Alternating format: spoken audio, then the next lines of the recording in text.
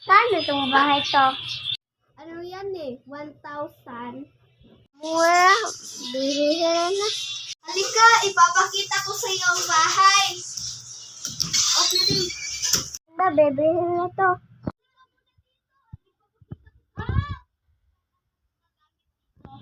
Ito ay vintage. Vintage kasi ang pangalan nito. At ito, pwede mo itong gamitin. Dalawa pa to. At ito, may bedsheet, tsaka unan, kompleto na. Tsaka may mga rosary dito. Katoliko ka ba? Okay. Bayad. Dito sa bahay. Tao po. Ito po pala yung susi sa bahay. Alam, may bago na naman akong tatapitin.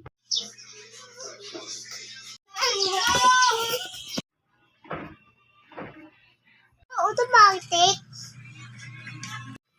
Yeah, okay. Ay, siya na.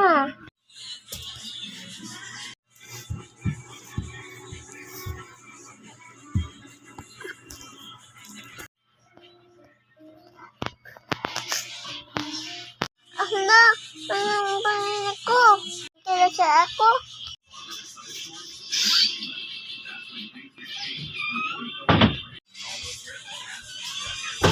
Mamalaki. Oo, sa labas na tulungan ko.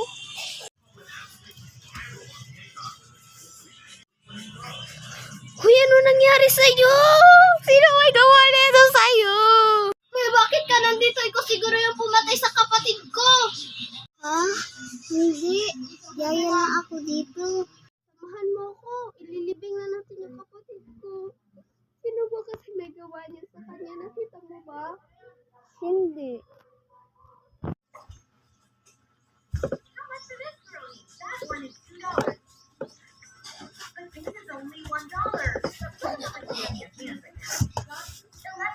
Santa Maria, namuhan ka sa Diyos, iyang po mo kaming makasasala karon sa oras ng kamatayon. Amen.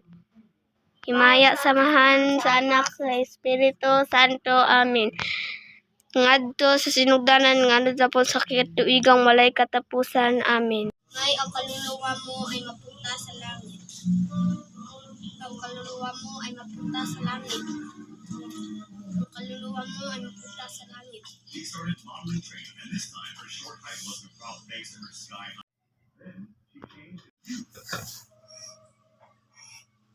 Ate, condolences sa busko.